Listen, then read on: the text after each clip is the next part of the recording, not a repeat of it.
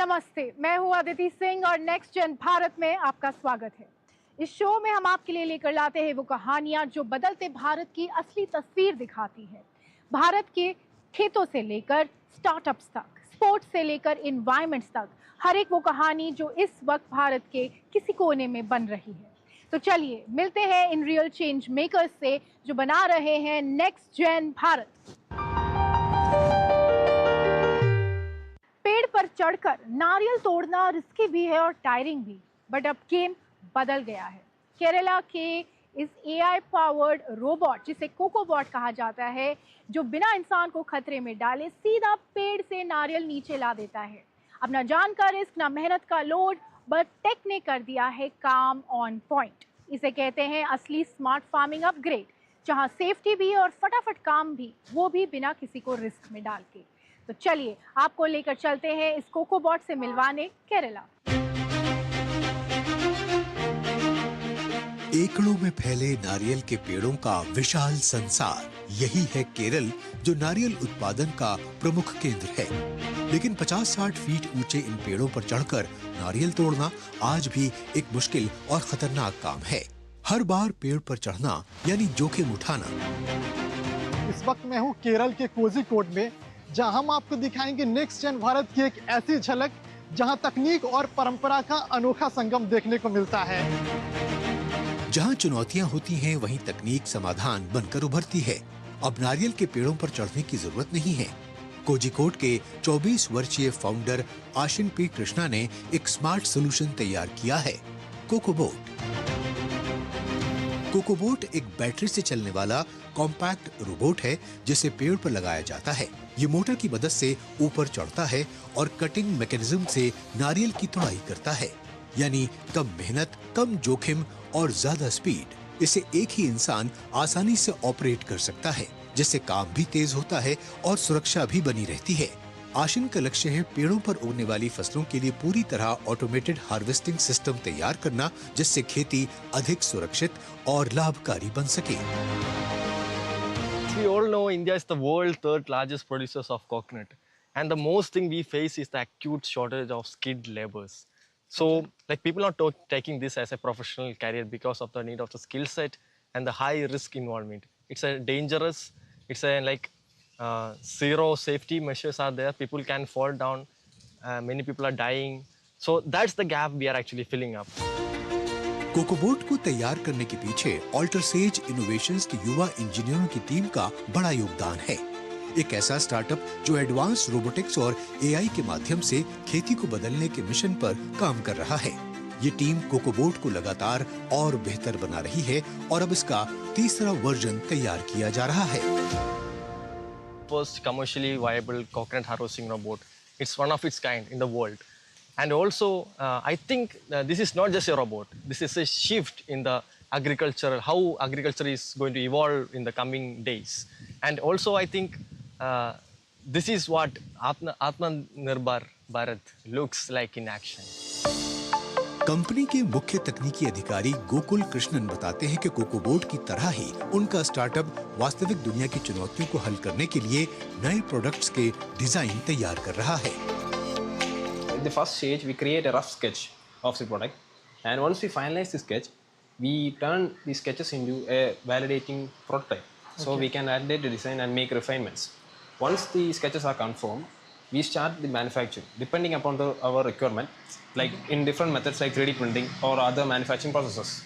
This is how 3D printer and printing on our part. Yeah. Kerala से निकली ये तकनीक दिखाती है कि कैसे इनोवेशन खेती को सुरक्षित, आसान और भविष्य के लिए तैयार बना रहा है। कोकोबोट सिर्फ एक मशीन नहीं, बल्कि भारत की तकनीकी आत्मनिर्भरता और बदलती कृषि का मजबूत संकेत है। आज जब मैं कोझिकोड में खड़े होकर नारियल का ताजा पानी पी रहा हूँ, तो मुझे इसके मिठास के साथ साथ उस बदलाव का स्वाद भी मिल रहा है जिसे ला रही है कोकोबोट जैसी पहले। यही तो है नेक्स्ट जेन भारत, जहाँ परंपरा के साथ साथ प्रगति की रफ्तार है।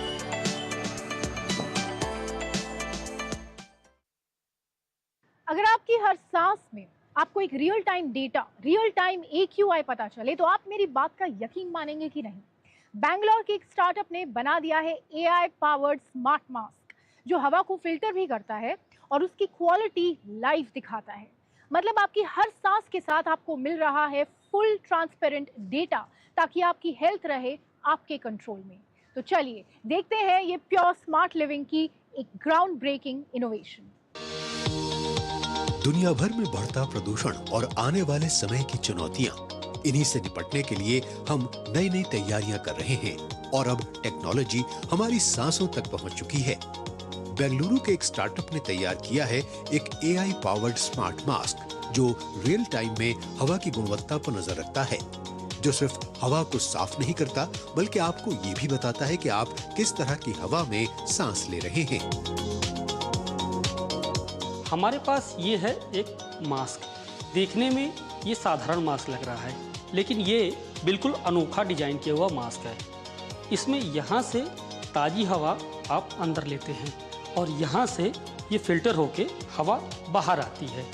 आप देख सकते हैं ये मास्क अभी बंद है, लेकिन अब ये ऑन हो गया है और ये ग्रीन दिख रहा है। जब यहाँ पे प्रदूषण का स्तर ज़्यादा होगा तो ये रेड हो जाएगा।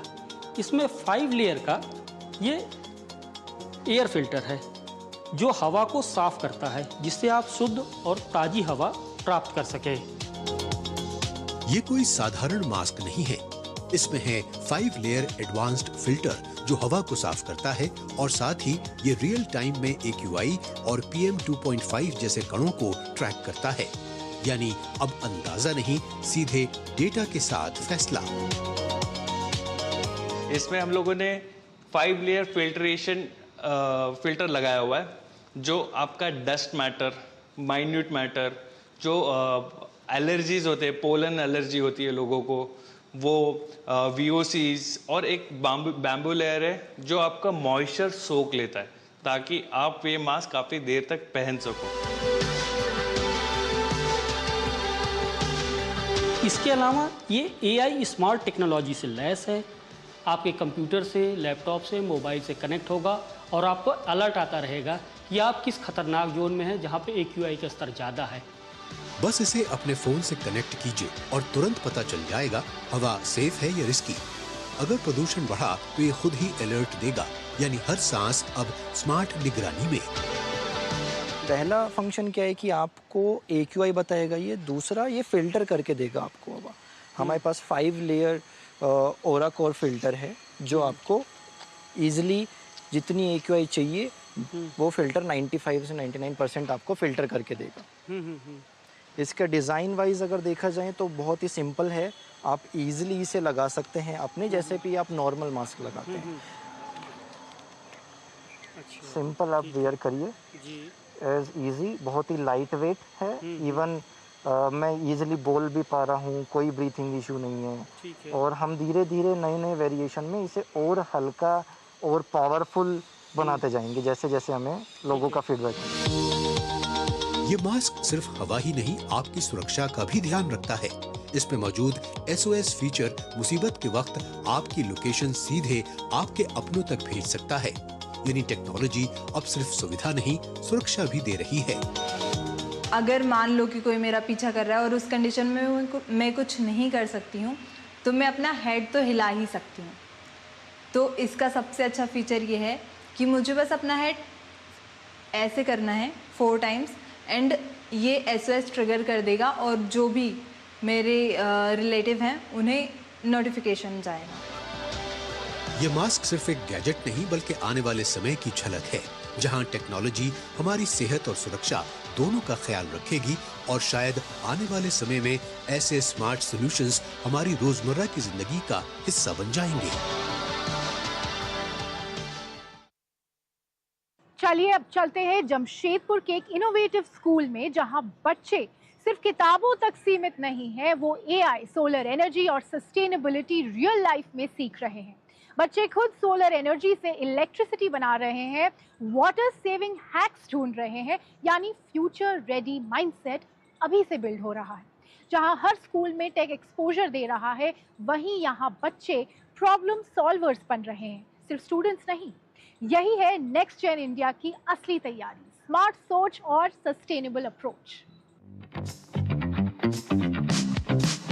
ये है स्टील सिटी जमशेदपुर। ये शहर एक नई सोच के साथ आगे बढ़ रहा है। जहां के युवा और स्कूलों के बच्चे साथ मिलकर सौर ऊर्जा से रोशनी फैला रहे हैं, पानी की हर बूंद बचाने की कोशिश कर रहे हैं और तकनीक के जरिए भविष्य को दिशा दे रहे हैं। इस समय हम सेंट मैरी स्कूल की छत पर हैं, जहां पर सोलर लगा हुआ है। सोलर सब जगह पर होते हैं, देखने में आम होते हैं, लेकिन इस स्कूल की खासियत यह है कि ये सिर्फ सोलर एनर्जी से अपने स्कूल को नहीं चला रहा है, बल्कि बाहर ग्रिड को भी बिजली भेजता है, जिससे समाज को भी बिजली मिलती है। ये हैं मनीष और गौरव, जो मानते हैं बदलाव बड़ी योजनाओं से नहीं, छोटे-छोटे कदमों से शुरू होता है। स्वच्छता पुकारे के जरिए ये लोग स्कूलों और समाज के बीच जाकर लोगों को जागरूक ही नहीं बल्कि उन्हें जोड़ने का काम कर रहे हैं। सौर ऊर्जा इनके लिए सिर्फ विकल्प नहीं बल्कि भविष्य की जरूरत है। हम लोग एनवायरनमेंट के 5 पिलर्स पे काम करते हैं: वाटर, वेस्ट, एयर, सॉइल और एनर्जी। इन हर चीज़ों को हम स्वच्छ करने का प्रयास कर रहे हैं। सिर्फ बिजली ही नहीं, ये टीम पानी बचाने पर भी काम कर रही है। स्कूलों में लगाए गए ये स्मार्ट टैप पानी के बहाव को अपने आप कंट्रोल करते हैं। इसमें जो पानी आ रहा है और इसमें पानी में क्या मतलब कि क्या फायदा है इससे तुम लोगों को यहाँ लगने से? इसमें जो पानी है उसका प्रेशर कम आता है, तो वो पानी कम वेस्ट होता है। तो ये एक बहुत ही अच्छी इनिशिएटिव है, जिसको हम लोग स्कूल्स में करते हैं, होटलों में करते हैं और अलग अलग संस्थानों में करते हैं, जिससे आपकी जो वाटर का जो कंजम्पशन है वो 60% तक आपका बचत हो सकता है।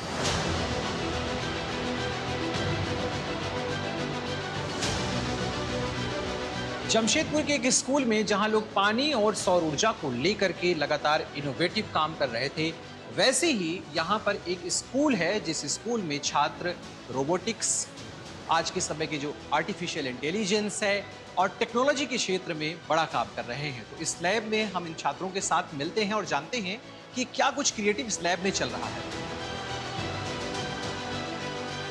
दयानंद पब्लिक स्कूल के ये छात्र सिर्फ पढ़ाई नहीं बल्कि सॉल्यूशंस बना रहे हैं। कोई ऐसी तकनीक विकसित कर रहे हैं जिससे आने वाले समय में खेती को तकनीक का प्रयोग कर आसान बनाया जा सके। तो कुछ स्मार्ट डस्टबिन बना रहे हैं, कोई रोबोट बना रहा है तो कोई ड्रोन। आर्यन प्रसाद एक ऐसा सिस्टम तैयार कर रहे हैं जिससे किसान भीषण गर्मी में बिना परेशान हुए एक जगह से ही खेती को कंट्रोल कर सकता है। ये basically farm monitoring controlling system है। इसके थ्रू जो फार्मर्स है वो अपने घर में बैठे बैठे ओवरऑल अपने फार्म के सब एक्टिविटीज को कंट्रोल कर सकते हैं। यहाँ के छात्र नमन कुमार सिंह का सपना है ऐसी कार बनाना जो सौर ऊर्जा से चले, यानी कम खर्च, कम प्रदूषण और भविष्य के लिए बेहतर रास्ता। फ्लाइस का रिमोट है, ये रिमोट ही इसलिए हम लोग यूज़ किए हैं क्योंकि लॉन्ग डिस्टेंस तक ये काम करता है, तो इसकी वजह से हम लोग दूर तक चला पाए इसको। और ये ब्रशलेस मोटर है जिसमें हाई टॉर्क और हाई स्पीड होता है, जिससे कार को स्पीड चलने में आसानी होगा और ऑफ रोडिंग भी कर सकते हैं आराम से। जमशेदपुर के इन स्कूलों में हो रही ये पहल बताती है कि बदलाव अब सिर्फ किताबों तक सीमित नहीं रहा। अब बच्चे छोटी उम्र में ही बड़ी सोच के साथ आगे बढ़ रहे हैं।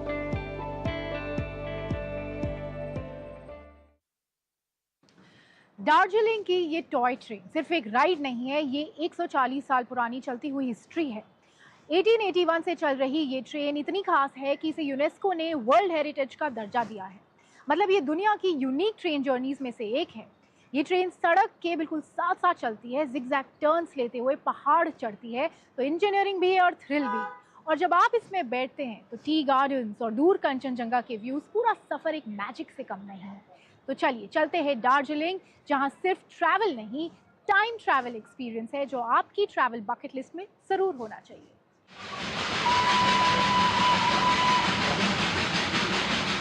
सफर की शुरुआत दार्जिलिंग से होती है, जो भारत के प्रमुख पहाड़ी पर्यटन स्थलों में से एक है। यहाँ चलती है दार्जिलिंग हिमालयन रेलवे, जिसे टॉय ट्रेन कहा जाता है। 140 साल बाद भी ये ट्रेन अपनी धीमी लेकिन यादगार यात्रा जारी रखे हुए है। मैं इस वक्त दार्जिलिंग के इस छोटे से स्टेशन पर हूँ, जहाँ से टॉय ट्रेन का ये आइकॉनिक सफर शुरू होता है।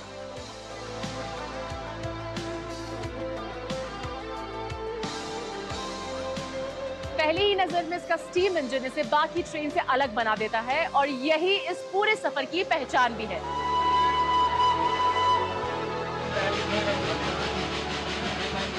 दार्जिलिंग से न्यू जलपाईगुड़ी तक का ये खूबसूरत सफर चाय बागानों और घने जंगलों से होकर गुजरता है। न्यू जलपाईगुड़ी से दार्जिलिंग तक पहुंचने में करीब 7.5 घंटे लगते हैं, जिसमें घूम स्टेशन पर प्रमुख ठहराव होता है, जो भारत का सबसे ऊंचा रेलवे स्टेशन है। मैं इस वक्त अब गुम रेलवे स्टेशन पर हूँ, करीब 7400 फीट की ऊंचाई पर, जो देश के सबसे ऊंचे स्टेशंस में से एक है। टॉय ट्रेन यहाँ तक काफी शार्प टर्न्स और क्लाइम्स लेकर पहुँचती है। सक्रिय पटरी पर दौड़ती ये टॉय ट्रेन आज भी पर्यटकों, खासकर युवाओं की पहली पसंद बनी हुई है। लेकिन जो अंदर भी जाता है ये जब ये देख चल जाता है पूरा बच्चों के लिए स्टैंड से बढ़िया है, मुझे बहुत अच्छा लगा है। रोमांच से भरे इस सफर में ये ट्रेन कई जगह सड़क के साथ साथ चलती है। कभी ये घरों के पास से तो कभी बाजारों के बीच से गुजरती है, जिससे ये यात्रा एक लगातार बदलते हुए खूबसूरत नजारों में बदल जाती है। बहुत अच्छा लग रहा है। अभी स्मॉल स्टोरी बहुत पुरानी है, ये बहुत दिन से मुझे देख के पता चलता था कि मैं टॉय ट्रेन में बैठना चाहती थी, और अभी तो ये देखते हुए करते हुए बहुत अच्छा लग रहा है और बहुत मजा आया। व्यू बहुत अच्छा लगा।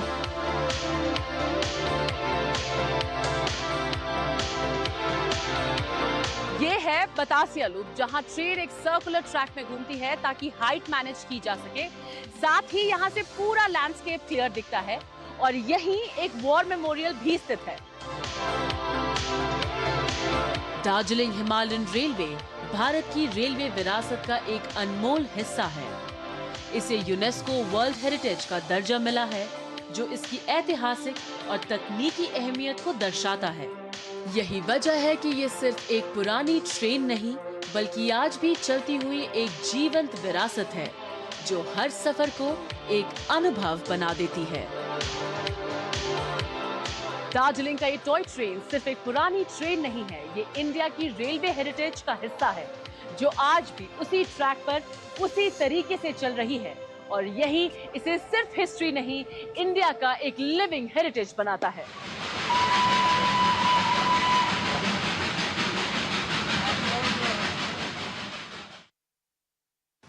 हमारे समुद्र जितने खूबसूरत हैं, उतने ही ये देश की अर्थव्यवस्था, पर्यावरण और लाखों लोगों की आजीविका के लिए भी ज़रूरी हैं।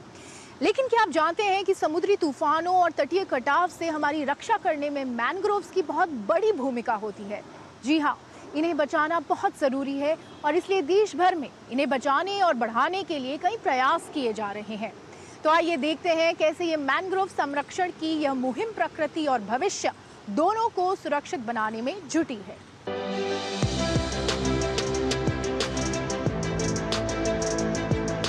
तीन तरफ से समुद्र से घिरा हमारा देश, जिसकी 7,500 किलोमीटर से ज्यादा लंबी तटरेखा है।